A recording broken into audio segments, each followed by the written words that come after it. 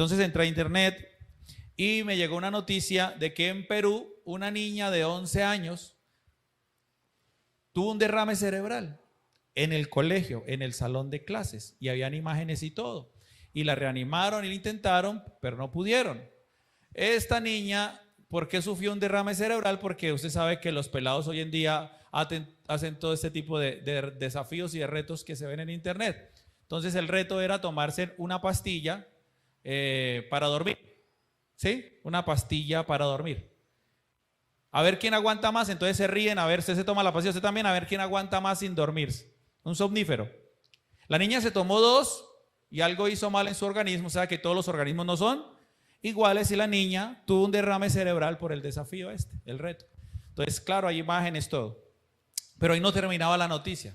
Me llamó la atención que la noticia continuaba con los padres de familia, no solo de la niña, sino padres de familia del colegio, allí en Perú, que se volcaron a los portones, a las afueras del colegio, a gritar improperios, a pelear, a discutir y a reclamarle al colegio que le respondieran por la muerte de la niña.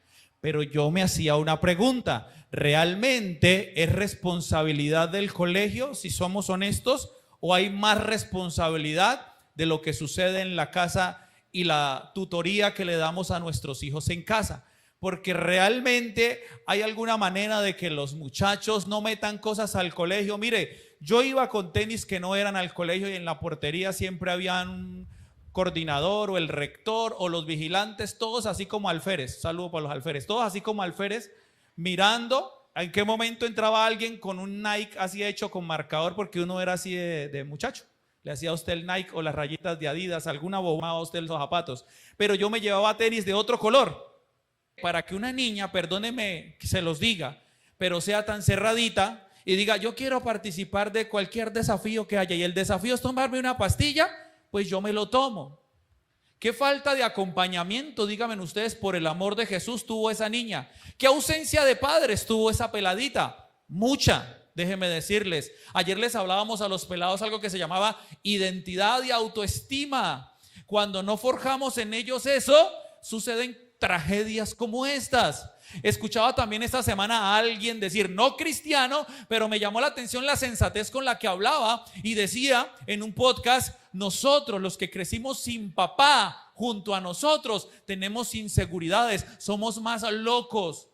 Y aunque queramos o no creamos, somos viejos o somos adultos y todavía tenemos ese rayonazo de que mi papá me dejó, de que mi papá no estuvo, o que mi papá le pegaba a mi mamá y luego nos abandonó. Crecemos con vacíos y sobre todo crecemos con inseguridades. Y él mismo decía: crecemos con baja autoestima y falta de identidad, porque aunque no lo crean, papitos, la casa forjamos y formamos en ellos seguridad, identidad y autoestima, o hacemos lo contrario también. O podemos crear en ellos inseguridades, o podemos bajarles la autoestima también, o podemos quitarles la identidad a ellos, o lo uno o lo otro. Por eso comienzo con este tema de las noticias y esa noticia, porque yo decía, increíble que todo el mundo, y usted lee y dicen, sí, el colegio, pere tacho, bájele un poquito a las revoluciones. Porque nosotros como seres humanos, desde los principios de la creación, desde tiempos adámicos, aprendimos ¿a qué? A evadir responsabilidades y a echarle la culpa al otro. Y Adán hace lo que hacemos normalmente, todos nosotros, desde arriba hasta abajo, de la izquierda a la derecha, y me incluyo ahí. Todos, ¿qué hizo Adán? La mujer que me diste por compañera, ella fue la culpable porque me dio. ¿Y en dónde queda su criterio, Señor? ¿En dónde queda su templanza o su dominio propio, Señor? Y luego busca a la mujer y le dice, Eva, ¿qué pasó ahí? Y Eva, ¿qué le dice? Fue la serpiente. Y Dios voltea a la serpiente y la serpiente voltea a mirar al burro. Y el burro es muy burro, no habla, no es el de Shrek. La serpiente dijo, ay, aquí me llevó la que me trajo. Y entonces el Señor empieza con la serpiente, ahora te arrastrarás, maldita serás, y habla la profecía cristocéntrica que dice que pondré enemistad entre ti y la simiente de la mujer, hablando de que vendría uno de la simiente de la mujer. Tú le dirás el calcañar, pero ella te aplastará. Estaba hablando ya de Cristo. Luego viene con la mujer y le dice: ahora los dolores de tus preñeces serán terribles, parirás con dolor. Imaginen ustedes mujeres donde no hubiera pasado nada. ¿Cómo sería? Salió, ni supe, aquí está. Chévere, ¿no? Y luego al hombre le dijo: maldita será la tierra por tu causa, espinos y cardos te producirán, y con el sudor de tu frente, dice esa alabanza del mundo, esa salsa que el trabajo lo hizo Dios como castigo. Ahí, con el sudor de tu frente ahora comerás el pan hasta que vuelvas a la tierra. Por eso nos toca, como dijo Uribe, trabajar, trabajar y trabajar. ¿Quién iba a votar por alguien uribista en estas últimas elecciones presidenciales si por el otro lado estaba la señora de mi raza diciendo vivir sabroso? No, nos vamos a vivir sabroso, que trabajar, trabajar y trabajar. ¿Y qué nos toca ahora? Trabajar, seguir trabajando y trabajando. No soy ni uribista, ni petrista, ni de centro, ni centro derecha, ni nada de eso. Yo soy desde Cristo. Pero me da risa porque el hombre que confía en el hombre dice es maldito. Maldito el varón que confía en el hombre y que pone carne por su brazo. Yo confío en Dios. Amén. Y hoy voto y voy y voto. Sí, no les digo por quién voto. Hay que votar, hay que cumplir. Pues voto, pero yo voto y ya, cumplo. Pero al final yo sé, confío en ti, Señor. Amén. Cierro paréntesis. Iglesia preciosa de Dios, ahora entendemos un poco más que tenemos unos roles y tenemos unas cualidades, una forma de ser que Dios nos dio desde el principio de la creación. Eso es bíblico. Listo. Ahora, iglesia preciosa de Dios y maravillosa del Rey, hoy, esto nos da la razón de que nuestra iglesia no solamente debe celebrar el Día de la Madre o el Día del Padre, sino que se defienda, se forme y se consoliden las familias completas. Por eso hoy conectaremos la temática de mayo, que era el mes de la familia, con la temática de junio, que será el mes del evangelismo. Así Dios nos ha permitido llamarle. Junio, mes del evangelismo. Estamos aquí, iglesia preciosa de Dios. No se me vayan. Ahora, ¿por qué fundamentos básicos de la familia cristiana? ¿Por qué la familia cristiana? Por lo mismo que sucede cuando llegaron los españoles a América y saquearon las tierras y tomaron esclavos a los indígenas y abusaron de sus mujeres, porque ellos eran ingenuos, porque nuestros aborígenes desconocían la maldad de los españoles, porque ignoraban o eran ignorantes frente a la maldad de lo que hacían estas personas. Pero una vez nuestros aborígenes, los indígenas, abrieron los ojos, ya no se dejaron más de los españoles, se defendieron y defendieron sus familias, cuando tú lees la historia, hasta la muerte. Hasta la muerte. Oseas 4:6 dice lo siguiente: mi pueblo fue destruido porque le faltó conocimiento. Isaías 5:13 dice lo siguiente: por tanto mi pueblo fue llevado cautivo porque no tuvo conocimiento, y su gloria pereció de hambre y su multitud se secó de sed.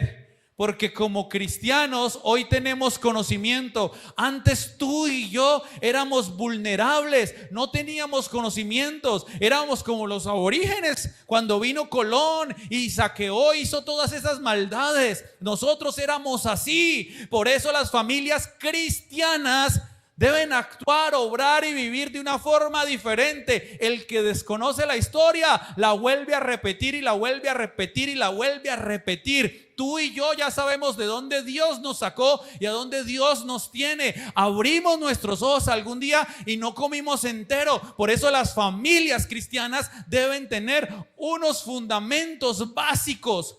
Yo le llamo básicos porque pueden ser 1000, 100, 1.000.000, los que tú quieras decir. Hoy tú dirás: pastor, te faltó llambrar esto. Se vale, tranquilo, súmeselo. Porque si no, aquí hablaríamos toda la mañana y todo el día. Nuestras familias eran minadas por el enemigo, atacadas por el enemigo, porque éramos ingenuos, porque no conocíamos la verdad que nos hizo libres. Cristo dijo: de cierto os digo que todo aquel que hace pecado, esclavo es del pecado, y conoceréis la verdad, y la verdad os hará libres. Esto es Juan capítulo 8. Cristo hablaba de sí mismo porque Él es la verdad que reina en nuestras familias. ¿Cuántos dicen amén? Si conocimos la verdad está en nuestras familias y esa verdad nos ha hecho libres, iglesia.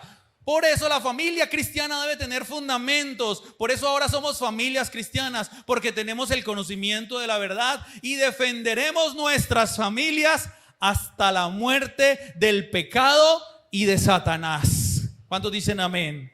Hemos sido llamados a eso, no solamente a jugar al beso y a la noche de bodas y a la casita y al papá y a la mamá. No, nosotros tenemos un rol para cumplir en nuestra familia, y como cristianos se nos abrieron los ojos frente al pecado y la maldad que antes vivíamos y nos dimos cuenta de ello. Mira, iglesia, mírame acá un momento, préstame aquí atención un momento. ¿Cuántos de nosotros?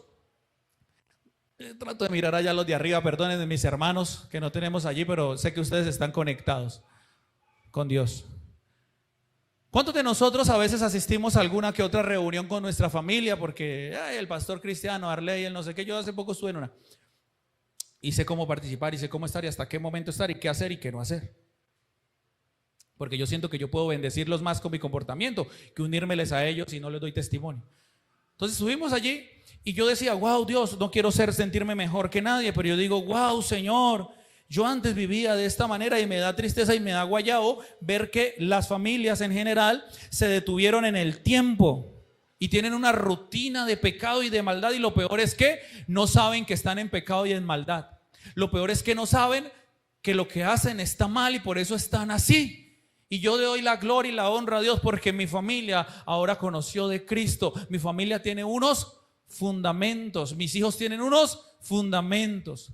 La mejor forma de defender nuestras familias, iglesia, no es asaltando las instalaciones de un colegio o del Congreso de la República o de los estamentos públicos o del Estado. Defendemos nuestras familias desde el interior de la misma. Defendemos nuestras familias cuando la palabra de Dios ocupa un lugar de importancia en nuestros hogares. La mejor forma de defender nuestras familias es establecer fundamentos espirituales.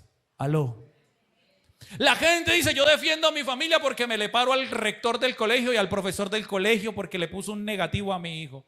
Yo defiendo a mi familia porque me le paro a los vagos del barrio y defiendo a mi familia frente a los demás. Y no me encuentran, me buscan y me encuentran. La mejor forma en que tú defiendes a tu familia es desde el interior de la misma. El Señor nunca trabaja de afuera hacia adentro, Él trabaja de adentro hacia afuera. El cambio empieza en el interior, pero como el cambio empieza en el interior, implica esfuerzos de nuestra parte. Muchas veces no nos gusta eso, porque es más fácil hacerlo adámico y lo ebaico, si se puede decir esa palabra, me la acabo de inventar. Ponerle la mirada al otro y salir a decir, el colegio tuvo la culpa, usted tuvo la culpa, el traqueto del barrio tuvo la culpa. Mire, nosotros crecimos al lado de la droga, por todas partes estaba la droga, por todos lados está y ha estado la droga, de todas las maneras y todas las provocaciones y las tentaciones, pero de alguna u otra manera en nosotros nuestros padres formaron algo, fundamentos que nos permitieron decirle no a lo que hay que decirle no y decirle sí a lo que hay que decirle sí. Tener un criterio, una identidad, una autoestima, iglesia preciosa de Dios. No pelees cuando las cosas ya están hechas y deshechas. No levantes tu voz, más bien revísate. Si algo pasa, Dios te guarde de una tragedia con tus hijos, en lugar de culpar la vida y el mundo, mejor pregúntate en qué fallé. Ojalá no llegue ese día y no llores sobre la leche derramada. Pero desde ya pregúntate, ¿estoy haciendo lo suficiente? ¿Estoy haciendo lo necesario? Al interior de mi casa, una voz, ustedes ya lo han escuchado 1000 veces, y Dios es primero en mi casa, eso ténganlo por seguro. Aunque yo hablé mucho de la pastora, pero ella es mi esposa y ahí, Dios es mi Dios. Sin embargo, Dios la usa para cosas. Yo digo, ustedes dirán, el hogar del pastor Arley debe volar. No, tiene muchas dificultades. Y cuando yo me creo el cuento que estamos volando, ahí está la pastora y me dice, tenemos que mejorar eso, tenemos que mejorar aquello. Y también siento ese calambre que usted siente cuando su esposa le dice, tenemos que hablar. Y justo jugaba River contra Boca esa noche, le dice, y a esa hora tenemos que hablar. Sí, señora. Usted ya había listado crispetas y sonti. Porque siempre hay que revisar el interior del hogar y mirar en qué cosas se puede mejorar. Ella decía, ay, es que mi hijo es tan bueno, es tan lindo, no sale del cuarto. Hay mamás que desconocen, dicen, es que mi hija no, usted no la ve callejeando. Todo se dirá de todas acá, pero mi hija nunca. Está allá adentro. Ahora compró unas lucecitas y una cámara, y el que lo entendió, y ahora me está dando para el almuerzo y la comida y me ayuda a pagar el arriendo. Ay, lo único que me ha dicho es que tiene un nuevo emprendimiento, como ahora todo le llaman emprendimiento. Iglesia, necesitamos padres, el que lo entendió, necesitamos padres y madres que se levanten en el fundamento espiritual del Señor y haga contrapeso, por favor. Nos están dando así cataratas de basura y todo el mundo se las está comiendo feliz. En el mundo, todo el mundo está ahí y écheme más basura y riégueme más. Y eso es lo que todos los artistas, la ideología, la política, el sistema, todo. Mira, nosotros debemos ser hoy en día los enemigos del enemigo. Vamos a hacernos la monedita de oro de la sociedad. Y les voy a decir algo, présteme aquí atención, porque ustedes están acostumbrados o estuvimos acostumbrados por una generación de hace unos 10 años atrás para acá a escuchar que debemos andar sobre el mar y caminar sobre las aguas, y Dios te llamó a caminar sobre las aguas. Y cuando tú lees la Biblia, solamente hubo un momento que eso pasó, y Cristo lo hizo en el contexto de que se viera de que Él era el Hijo de Dios y podía hacer caminar a un apóstol sobre las aguas. Pero lo bonito es que ese apóstol se hundió. ¿Qué tal donde Pedro no se hubiera hundido? Hubiera creído que era el más que más. No, se hundió y tuvo que llamar al Señor que lo ayudara. Porque en la Biblia, escúcheme esto, los apóstoles vivieron más con el agua hasta el cuello que caminando sobre las aguas. Aló. Pero nos gusta que nos hablen de que caminemos sobre las aguas. Mira la vida de los apóstoles después de Cristo. Mira la vida de Cristo. Estuvo más perseguido y buscado a matar que caminando sobre las aguas. ¿Cómo murió? Ahora, ¿qué nos espera a nosotros? No, pero nos gusta el evangelio de Ante Gebel, nos gusta el evangelio, perdón, lo nombré, nos gusta el evangelio de Yesenia Ten, nos gusta el evangelio de todo lo que sale y que tú eres y que hágale y que camine sobre las aguas. Mire, iglesia, cuando yo leo la Biblia encuentro que los hombres de Dios desde el Antiguo y sobre todo el Nuevo Testamento andaron oponiéndose al sistema del mundo en lugar de andar conciliados o mezclados con el mundo. Mi pueblo fue destruido porque le faltó conocimiento. Hoy tú y yo no podemos decir fundamentos de la familia y ya, porque puede ser cualquier familia. Eso sería bueno para una charla en la que me inviten en un colegio, una izada bandera, una escuela de padres. Digo fundamentos de la familia porque no sé quiénes están ahí, pero aquí vamos a hablar de la familia cristiana. Somos diferentes por el amor de Cristo Jesús. Lo enseñó el Dios Todopoderoso a través del pueblo de Israel. Haré diferencia entre mi pueblo y los demás. Y en el Nuevo Testamento el Señor lo dice, de modo que si alguno está en Cristo, por favor no le rompan las hojas a la Biblia. Las cosas viejas, ¿qué? Y las viejas también pasaron, señores. Esas también ya quedaron allá. Las viejas esas pasaron. Y las cosas viejas pasaron. Aquí todas son hechas nuevas. La gente dice, no, es que la ley era más dura. No, la gracia es todavía más exigente. Se dijo a tus antiguos, no adulterarás porque el día que adulteres o morirás a piedra o serás condenado. Mas yo te digo que si tú codicias a alguien solamente con tu pensamiento, ya estás adulterando en tu corazón. Y es la gracia. Se dijo que no matarás, pero tú muchas veces matas a tus hermanos, dijo el Señor. Con tus palabras, con tu mirada. ¿Se han visto que hay miradas que asesinan? Y dice sí la hermana Tales. Hay gente que tiene la mirada pesada. Que usted tiene un bebé y dice lo escondo porque de pronto le da mal de ojo a mi hijo. ¿No ha visto que hay gente que tiene la mirada pesada? Miradas que matan, y no necesariamente que enamoran. Miradas que matan, no, hay miradas que matan. Se dijo en tus antiguos, ojo por ojo, diente por diente, mano por mano, pierna por pierna. Literal es así. Usted me quitó 2, yo le quito 2. Usted me pegó, yo le pego también. Se dijo a tus antiguos esto. Ahora tienes que perdonar y bendecir a esas personas. Era más fácil vengarme, Señor. Aló, aló. Era más fácil vengarme. Esa es muy difícil. ¿No es que me la hizo? ¿Cómo la va a perdonar? La gracia del Señor. Entonces Él nos manda a hacer diferencia. Por eso los fundamentos de la familia cristiana. Ahora, vamos a hablar solamente de 5 hoy. ¿De cuántos? De 5 fundamentos hoy. Tome nota, por favor, porque usted va a tener 10, 20. Usted me dice, pastor, le faltaron estos 30, súmeselos, también se los valgo hoy. Primer fundamento de la familia cristiana: la gratitud. Una familia cristiana es agradecida. Agradecida por todo lo que Dios le da diariamente, desde lo que parece obvio hasta los milagros más sorprendentes. Jamás, iglesia, por el amor de Cristo, jamás, si vas de camino y te compras un cubo Rubik, te compras un uno para que jueguen en la casa, un parqués, un matachito, jamás se lo entregues a tu hijo diciendo, ay, mire, allá encima de la nevera compré este muñequito, este matachito, para que juegue con él. Tu hijo en su mente se va a acostumbrar de que algo siempre traes para él. Haz lo que hacemos nosotros. Esperamos que pase un rato cuando estén más y más distraídos nuestros hijos. Vengan, tenemos noticias. Y ellos ya empieza la expectativa. Queremos decirles algo y la expectativa.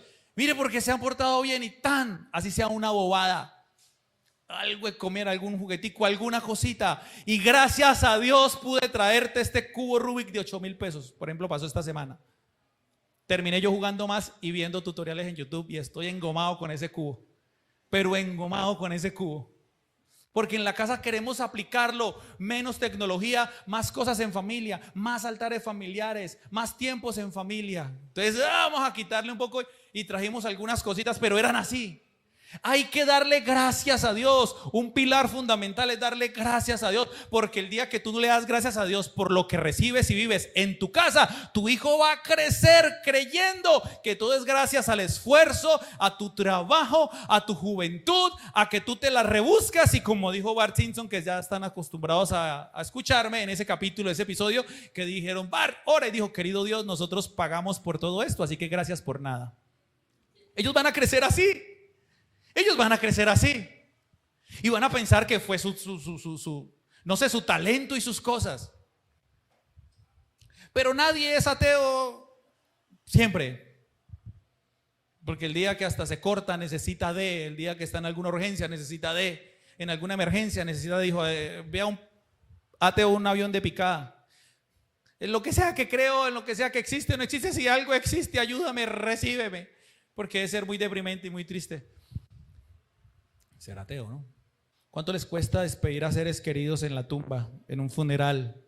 Es una cosa terrible. Algo que debemos estar agradecidos siempre como familia, aparte de todo, de la cuchara, del juguetico, de la comida rica, de la comida sencilla, de que yo hubo mercado otra vez. Miren, muchachos, llegó el jabón, llegó el papel higiénico, llegó la crema a la casa. Démosle gracias a Dios que nos provee y lo tenemos. Siempre denle gracias a Dios por lo que tenemos y lo que Dios nos provee. Ahora, cuánto más por lo que dice Primera de Corintios 15, 54 y 57, se los leo. Y cuando esto corruptible se haya vestido de incorrupción y esto mortal se haya vestido de inmortalidad, entonces se cumplirá la palabra que está escrita: sórbida es la muerte en victoria. ¿Dónde está, oh muerte, tu aguijón? ¿Dónde, oh sepulcro, tu victoria? Ya que el aguijón de la muerte es el pecado y por el poder del pecado la ley. Mas gracias sean dadas a Dios que nos da la victoria por medio de nuestro Señor Jesucristo. Gracias todos los días en casa a Dios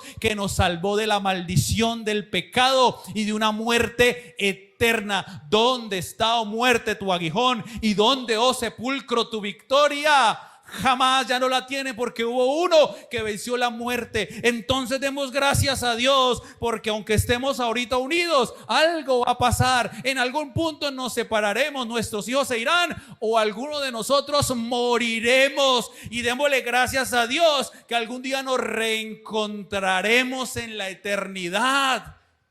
¿Cuánto le dan gracias a Dios por eso?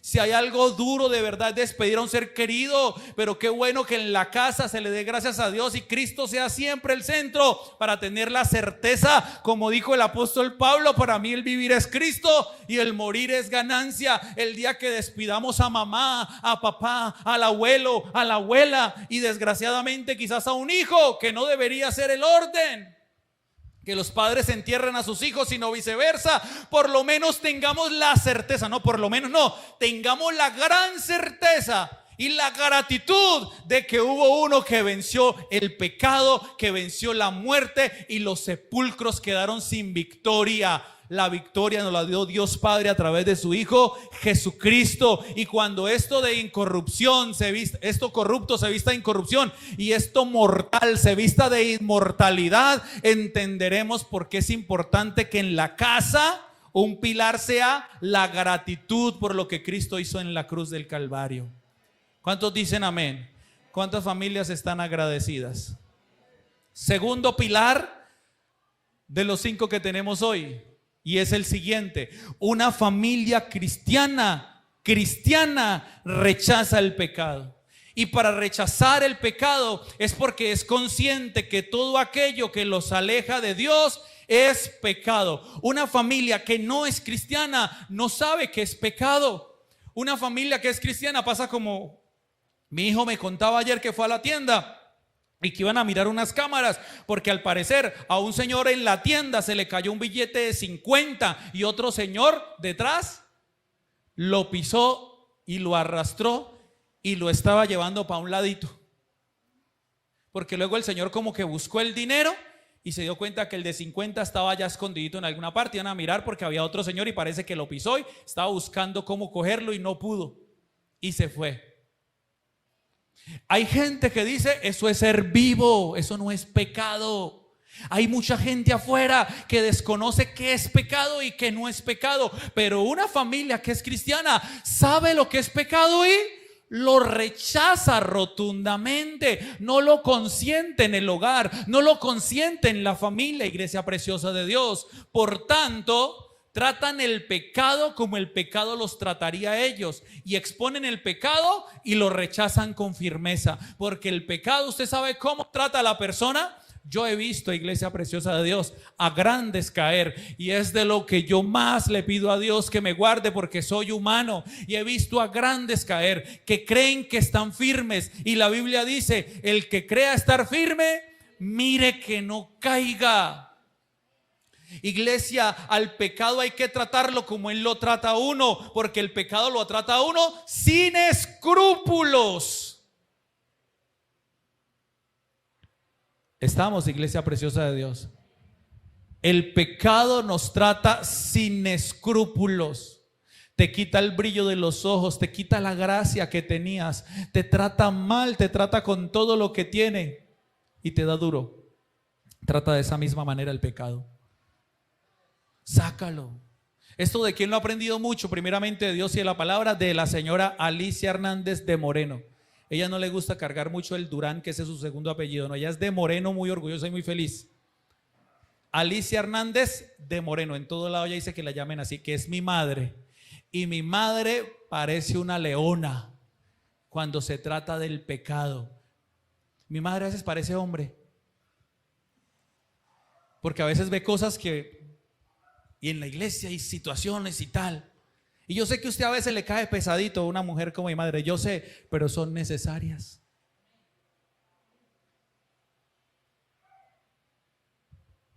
Nos gusta más que nos den una espaldita, que nos den besitos y que nos digan: uy, ¿cómo estás volando? Pero cuán necesario es que el pecado sea expuesto. Aló. Y en la casa, una familia cristiana lo exhibe, lo expone y lo rechaza del hogar. Romanos, todos los pasajes que voy a leer hoy son demasiado teológicos profundos y no les estoy haciendo justicia, porque son demasiado profundos para quedarse uno leyéndolos y estudiándolos y escudriñándolos. Esto está tremendo. Hoy, así como vamos a comer mute, que usted mute no le da a un bebé, ¿cierto? No le echa al tetero mute. No, usted, cuando ya un niño come mute es porque ya tiene la tripita desarrollada, ¿cierto? Ya el sarro y todo lo que tiene que tener el intestino y toda esta parte digestiva ya lo tiene. La Biblia de hecho lo habla, no tomemos solamente leche, sino alimento sólido. Hoy ustedes están recibiendo puro mute espiritual. Romanos 6:20 al 23 dice: porque cuando erais esclavos del pecado, erais libres acerca de la justicia. ¿Por qué fruto teníais pero qué fruto, teníais de aquellas cosas de las cuales ahora os avergonzáis? Escuche esto, lo que quiere decir el apóstol. Eso es muy profundo todo. Pero digo que no le hago justicia. Pero está diciendo que nos mofábamos porque estábamos esclavos del pecado y no lo sabíamos, pero nos sentíamos libres a causa de la justicia. Y creíamos que todo lo que hacíamos era ok, era justo y estaba bien. Pero no nos damos cuenta que estábamos, ¿era qué? Esclavos. Entonces hace una pregunta demasiado, con mucha ironía.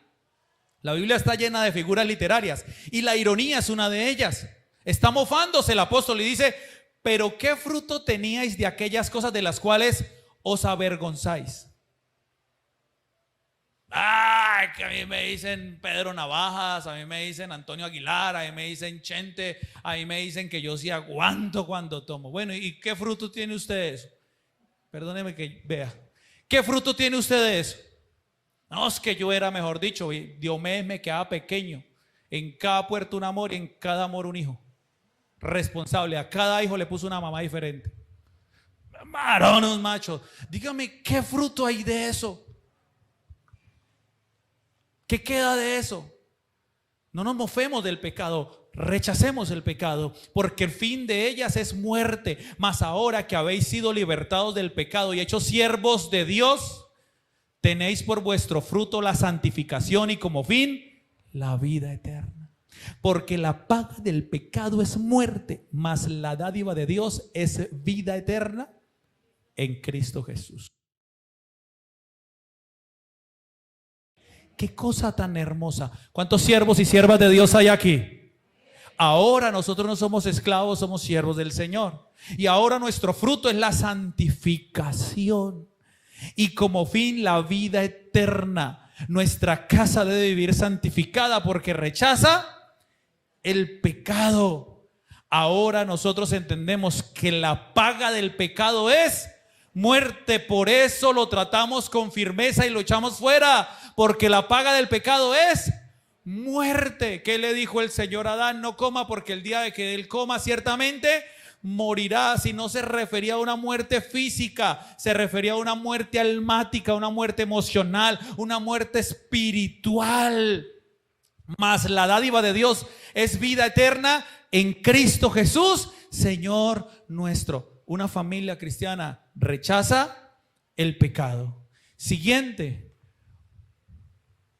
Una familia cristiana pondera la palabra de Dios. ¿Qué es decir pondera? La alaba, la exalta, la coloca en un lugar de privilegio. Y no te estoy diciendo que te compres un atril y coloco ahí la Biblia, una velita y una lamparita que la ilumine. No. Cuando digo que pondera la palabra y la coloca en el lugar que le corresponde, es que en tu casa la Biblia debe ocupar un lugar de prioridad, porque en ella encuentras los secretos de Dios, los consejos, el manual y hasta las soluciones a los problemas que se presentan. Tú dices, uno no viene con manual, no hay un manual para criar los hijos, pero cuando tú vienes a la Biblia te das cuenta que sí hay una forma que Dios nos trazó para entender cómo criarlos. Es más, ¿cuánto nos hemos metido en problemas? Bueno, ustedes tres y yo les voy a enseñar algo. Nosotros cuando nos metemos en problemas, aún la misma Biblia nos enseña cómo salir. O sea, es que está todo allí en las Escrituras. Por eso hay que darle el lugar a las Escrituras. Por eso hay que darle la importancia a las Escrituras. Yo el otro día molestaba a mi esposa, o molestábamos hablando y decimos, venga, ¿quién ve Caracol? ¿Han prendido alguna vez? Nuestro televisor no sirve para eso, pero cuando usted va a algún lugar, a alguna visita, se sienta por ahí en una sala de espera, mientras le sacan una muela a algún lugar y tienen Caracol y tiene que esperar usted mucho rato. Padre de la gloria, todo el día es novelas extranjeras, novelas nacionales, reencauche de novelas, Sábados Felices. ¿Quién ve Sábados Felices? Le decía yo a ella. Yo sé quién, pero no voy a decir. ¿Ven Sábados Felices todavía? Padre del cielo, ¿esto qué es? Todo el día le dan y le dan y le dan y le dan. Yo decía, no, con razón, no acaban y siguen haciendo cosas estos canales. Yo creí que eso ya estaba mandado a recoger. consumen y consumen. ¡Ay! Mira, el bobo ese ya va a dejar a la boba. Hablo de la novela, ¿no? ¡Ay! Y se empeliculan a veces. Y lo odio. Lo odio tanto. Y mamá, ¿a quién odia? No, a Carlos Antonio, ¿cómo le va a hacer esto a Marta Catalina? Ella tan buena muchacha de casa. Mamá, ¿y qué dice Juan 3:16? Esfuérzate y sé valiente, porque en el principio creó Dios y viene pronto a la casa del Señor. Juan 3:16, a la 1, a las 2 y a las 3.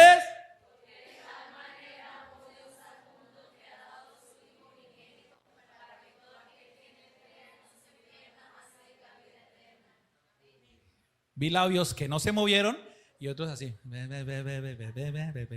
Eterna. Y amén, dicen atrás. La familia cristiana pondera la palabra de Dios. Mateo 7, 24 y 25 dice: cualquiera pues que me oye estas palabras y las hace, le compararé a un hombre prudente que edificó su casa sobre la roca. Descendió la lluvia, vinieron los ríos y soplaron vientos, golpearon contra aquella casa y no cayó, porque estaba fundada sobre la roca. Hijo, porque estaba fundada sobre ¿qué? Al hombre que escucha la palabra de Dios y la pone por obra, le compara a un hombre que edificó la casa sobre la roca. Vinieron los ríos, soplaron los vientos, vino la lluvia, golpearon contra aquella casa y no cayó esa casa. ¿Por qué? Porque estaba fundada sobre la roca. Una familia cristiana pondera la palabra de Dios. Una familia cristiana hace altar familiar. Una familia cristiana saca el espacio para que la Biblia sea compartida en la casa y no solamente en la iglesia. Tú puedes decirle a tu hijo hasta misa si quieres de todo lo que aprendes acá, pero si en tu casa no sacas el espacio y le dices léela, tu hijo al principio va a sacar el satanista que lleva adentro, va a decir me derrito, la leo al revés y la calaboza así. Al principio. Pero está en tu casa, está en tu hogar. Luego se va a dar cuenta que lo que ofrece el enemigo, la vida, el sistema, el ateísmo, la ideología y todo eso solamente es una ilusión. Solamente es una ilusión. Si tú siembras en tu casa la palabra, si tú le das el espacio a tus hijos en la casa con la palabra, iglesia preciosa de Dios, vendrán dificultades y situaciones porque no podemos evitarlas, pero saldremos en victoria. ¿Cuántos dicen amén? Saldremos en victoria porque está fundada sobre la roca.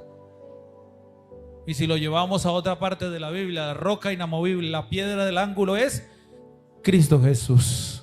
Iglesia, no te voy a preguntar, no alces la mano, pero pues te voy a preguntar, pero no te pregunto para que respondas, porque ¿cuántos de los que estamos aquí reunimos a nuestra familia y hacemos un altar familiar? Pastor, ¿qué es hacer un altar familiar? Un devocional. ¿Qué es hacer un devocional? Barájemela más despacio. Es reunirte con tu familia y compartir la palabra del Señor de una forma seria. Y no solamente que tú hables. Mira el ejercicio, aunque yo soy pastor y creo que estudio y creo que sé cosas y a la verdad no sé absolutamente nada, me gusta que ellos tomen. Usted va a leer el pasaje. ¿Qué entendió? ¿Qué le llamó la atención? Y alguna cosita. Así sea, a veces van a decir, por ejemplo, a mí me llamó la atención la sangre de esta escena. Bacano como lo mató. Ay, qué bacano, hijo, le gustó esa parte violenta. ¿Y qué sucedió a través de eso? No, que este vivió, que este dio respaldo. Ah, bueno. Al principio van a decir cosas. Yo también joven fui y me burlaba y me mofaba de cosas. Pero aquí estoy como producto de un hogar, de una mamá, de una familia que le dio el lugar a la palabra del Señor en la casa. Y luego la palabra de Dios fue la que me rescató cuando estaba en el hoyo. Fue la palabra de Dios la que me rescató. Fueron versículos bíblicos. Versículos bíblicos. Recuerdo todavía versículos bíblicos que vinieron a mi vida. Pondera la palabra de Dios. Una familia cristiana es imposible, ¿verdad? Es imposible que no compartan la palabra en la casa. Por favor, es imposible. Pastor, no tengo hijos. Con tu esposa, con tu esposo. Soy soltero y en mi casa nadie más. Compárteles tú a tu mamá. Dale lugar a la palabra. Recuerda que los chistes del pastor no cambian a nadie. Las historias del pastor no cambian a nadie. ¿Qué cambia a la gente? La palabra de Dios. Tú vas a salir a decir, ¿cómo fue que el chiste que dijo el pastor para alegrarme el día? No, acuérdate del versículo. Bástate mi gracia porque mi poder se perfecciona en la debilidad. Todo lo puedo en Cristo que me fortalece. Venid a mí todos los que estáis cargados y cansados y yo os haré descansar. Recuerda la Biblia, la palabra, y si tú no la lees en la casa. Cuarto fundamento: una familia cristiana se proyecta. Para hablar de los proyectos en la familia debemos hablar primero que la familia es un proyecto de Dios en sí misma. ¿Sabías que de hecho la familia es el proyecto más hermoso de Dios? Y por ende debemos comprender que si nuestra familia es un proyecto, estamos en continuo mejoramiento. Tu familia, tu hogar, tú y yo somos proyecto en las manos de Dios. Y un proyecto siempre está en continuo mejoramiento y crecimiento. Nunca seremos un producto terminado, por lo menos hasta que estemos en la eternidad. Y como leíamos ahorita, esto corruptible se vista de incorruptible, esto mortal se vista de algo inmortal. Pero mientras estemos en esta tierra, somos productos en proceso. Tu familia, mi familia es un proyecto y estamos en constante mejoramiento. Así que no creas tampoco que tu familia ya por una predicación, una oración, una ida del pastor a tu casa a echar fuera demonios, va a tener todo en calma y color de rosa en tu casa. No, van a haber recaídas, van a haber momentos difíciles, pero es un proyecto entonces, y esto debe ser pulido y mejorado en el Señor. Iglesia, lo segundo es que debemos luego proyectar a nuestra familia. Debemos planear, soñar, proponernos metas como familia y sobre todo proyectar a nuestros hijos. Ellos llegarán muy lejos siempre y cuando seamos su soporte y los principales guías de sus proyectos, y dejarles claro que aunque abandonen el nido del hogar y vuelen muy alto, siempre tendrán una casa, un lugar especial. Ahora pueden venir con sus propias familias, porque la familia es un ciclo perfecto hasta la venida de Cristo. Iglesia, yo tampoco coincido que hayan familias que se tomen el día a día como una recocha y ya. Yo no coincido que se tomen el mes como una recocha y ya. Yo no coincido que se tomen un año como una recocha y ya. Una familia que no sueña, que no proyecta, que no visualiza, que no se ven mejores cosas. ¡Ay! Dios mío, es una familia muerta en vida. Es como una persona muerta en vida.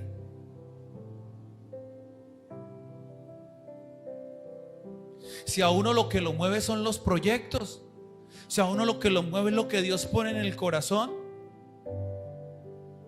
Iglesia, porque van a pasar los días, los meses y los años, y si tú sigues en esa misma rutina, vas a estancarte y tu familia se va a estancar. Tu familia debe proyectarse, deben haber proyectos. Yo molesto mucho con Río Negro y Puerto Amor y Puerto Piedras, pero así sea, proyéctense una salidita ya. Proyéctense este año cambiar las sábanas. ¿Cuánto le gustaría que hiciéramos una pijamada en su casa y usted sacara sus sábanas? Dice usted, ¿cuáles sábanas, pastor? Hay una y parece un calcante, marrón y negra esa sábana.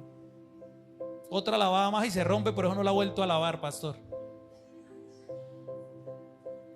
Ah, no, pero afuera si manejamos una imagen, no un estereotipo. Proyecta a tu familia, iglesia, por el amor de Dios, y sobre todo a tus hijos. Que ellos vuelen alto, que vayan, que triunfen. Bendícelos. Diles, aquí siempre van a encontrar su hogar. Vengan con su descendencia, con su familia.